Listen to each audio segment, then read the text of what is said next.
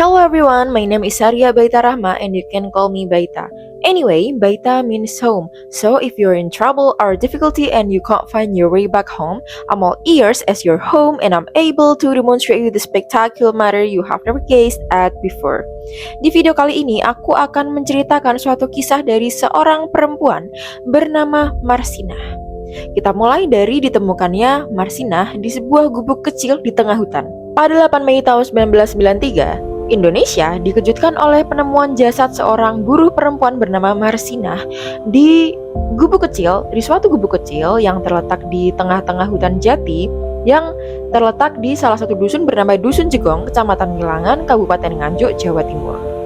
Sejak saat itu, kematian Marsinah menjadi perhatian nasional dan internasional, bahkan hingga dicatat oleh International Labour Organization atau disingkat jadi ILO sebagai pelanggaran hak asasi manusia terhadap buruh di Indonesia. Meskipun sudah kurang lebih 30 tahun berlalu, kebenaran tentang kematian Marsinah belum sepenuhnya terungkap. Marsinah lahir pada tanggal 10 April tahun 1969 di Desa Nglundo, Kecamatan Nganjuk, Kabupaten Nganjuk, Jawa Timur. Marsinah ini adalah anak kedua dari 3 bersaudara dan semuanya perempuan. Namun pada saat Marsinah berusia sekitar 3 tahun, ibunya meninggal. Lalu ayahnya menikah lagi.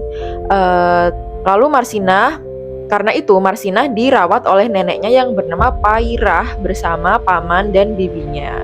Sejak kecil, Marsinah ini dikenal sebagai anak yang hidupnya sederhana dan suka membantu lingkungan sekitar, seperti membantu neneknya membersihkan rumah, mengambilkan air, membantu lingkungan sekitar gitu untuk membantu perekonomian keluarganya. Memasuki usia SD, Marsinah dikenal sebagai anak yang cerdas dan pintar.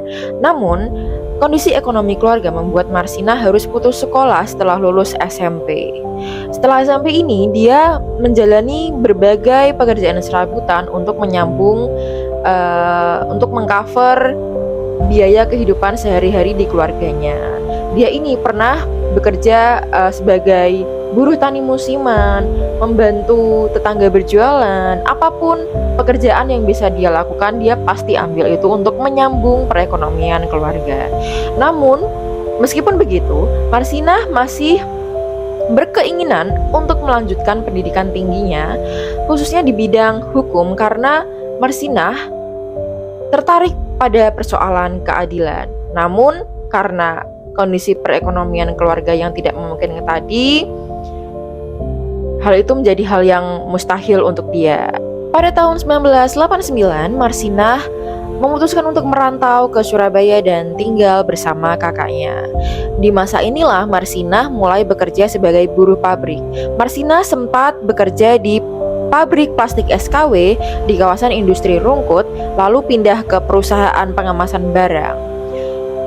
Dan pada tahun 1990, Marsinah diterima di PT Catur Putra Surya atau PT CPS, sebuah perusahaan jam dinding yang terletak di Porong, Kabupaten Sidoarjo.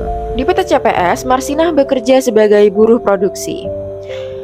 Sebagai buruh perempuan, ia mendapat upah yang rendah, jam kerja yang tinggi, dan hampir tidak mendapat perlindungan kerja. Namun berbeda dengan teman-teman buruh yang lainnya, Marsinah ini dikenal sebagai sosok yang berani untuk berbicara, berani untuk speak up dan berpikir kritis. Namun keadaan inilah yang membuat Marsinah ini berada dalam posisi yang berisiko. Apalagi pada saat itu, sistem ketenagakerjaan masih sangat represif pada tahun 1990-an. Pada akhir tahun 1992, Gubernur Jawa Timur mengeluarkan surat edaran nomor 50 yang mengimbau perusahaan-perusahaan untuk menaikkan upah buruh sebanyak 20%. Namun, hingga awal Mei tahun 1993, PT CPS belum juga melaksanakan apa yang ada di surat edaran tersebut. Hal ini menyebabkan Marsinah dan kawan-kawan merasa bahwa hak mereka diabaikan. Karena itu, Marsinah dan kawan-kawan merencanakan aksi mogok kerja. Pada 2 Mei tahun 1993, Marsina menghadiri rapat buruh yang diadakan di daerah Tanggulangin, Sidoarjo untuk membahas tentang rencana mogok kerja.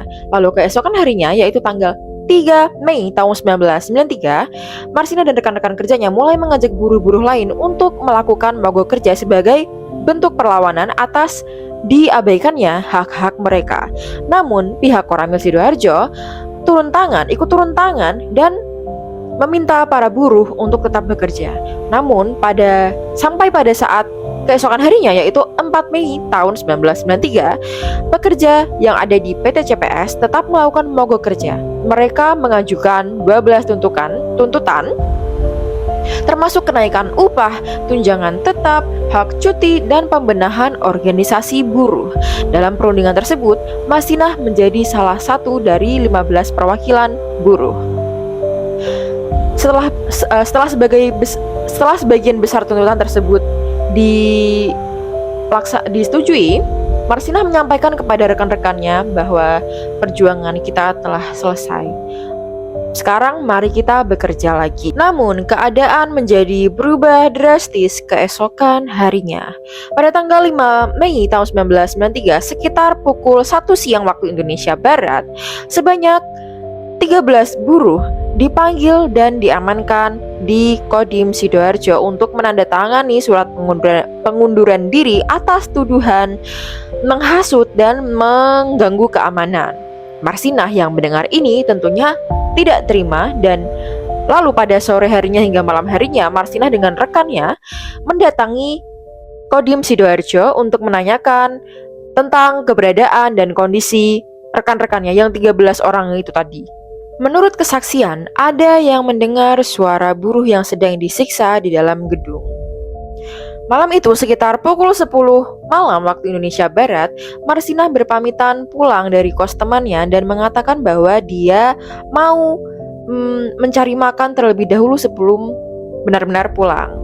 Namun sejak saat itu, Marsinah tidak lagi terlihat. 3 hari kemudian, yaitu 8 Mei tahun 1993, jasad Marsinah ditemukan oleh warga di gubuk yang ada di tengah hutan jati di wilayah Wilangan, Sidoarjo, Jawa Timur. Pada awalnya, orang-orang mengira jasad Marsinah adalah ODGJ, orang dalam gangguan jiwa yang sedang tertidur. Karena pada saat itu jasad Marsinah terlihat terlentang dengan satu tangan yang lainnya di atas dahi, dengan pakaian lengkap dan ada cairan darah di pakaian dalam. Posisi ini menimbulkan dugaan bahwa jasad Marsinah sengaja diposisikan agar terlihat seperti orang yang tertidur. Autopsi pertama dilakukan di RSUD Nganjuk, kemudian diulang oleh tim forensik dari RSUD Dr. Sutomo, Surabaya. Dari hasil otopsi ditemukan bekas ikatan pada pergelangan tangan, perobekan tidak beraturan pada alat kelamin sepanjang kurang lebih 3 cm, tulang panggul yang hancur berkeping, serta pendarahan hebat di rongga perut sekitar 1 liter darah. Penyebab kematian dinyatakan sebagai pendarahan hebat akibat kekerasan berat. Namun, hasil otopsi ini menimbulkan banyak kejanggalan. Dokter forensik Dr. Abdul Mun'im Idris menyatakan bahwa kerusakan pada tubuh Marsinah ini terlalu parah dan tidak sesuai dengan bukti yang diajukan. Ia menduga bahwa kekerasan tersebut kemungkinan menggunakan senjata api dan dilakukan di tempat tertutup sebelum akhirnya jasad dipindahkan ke gubuk yang tadi itu. Nah, kejanggalan inilah yang memperkuat dugaan bahwa Marsinah mengalami kekerasan terencana sebelum akhirnya dia meninggal dunia. Pada 30 September 1993, pemerintah membentuk tim investigasi. Kemudian pada 1 Oktober 1993, 9 orang dari PT CPS termasuk pihak manajemen ditangkap dan diadili. Mereka dijatuhi hukuman antara 4 hingga 17 tahun penjara. Namun, pada 3 Mei 1995, Mahkamah Agung membebaskan seluruh terdakwa dengan alasan bukti tidak cukup kuat dan pengakuan diperoleh melalui penyiksaan. Sejak saat itu, kasus Marsinah tidak pernah benar-benar terungkap. Kasus Marsinah menunjukkan bahwa tubuh perempuan, khususnya buruh perempuan, menjadi sasaran kekerasan dalam sistem patriarki. Keberanian Marsinah sebagai perempuan kelas pekerja dianggap ancaman sehingga kekerasan terhadap beliau tidak hanya bersifat secara fisik namun juga secara simbolik, yaitu untuk membungkam perlawanan. Pada 10 November 2025, Marsinah akhirnya dianugerahi gelar pahlawan nasional. Ia bukan pejabat, bukan pula tokoh elit, ia hanyalah buruh perempuan biasa yang berani memperjuangkan keadilan. Namun justru karena itu, kisah Marsinah ini penting untuk terus diingat. Namun hingga hari ini pelaku utama kekerasan yang merenggut nyawa Marsinah belum pernah dipastikan secara hukum. Dengan demikian, kasus Marsinah tidak hanya menjadi cerita keberanian dari seorang buruh, tetapi juga menjadi tugas negara yang belum pernah selesai dalam menegakkan keadilan. Sekian cerita dari kisah Marsinah, seorang buruh perempuan yang berani memperjuangkan keadilan.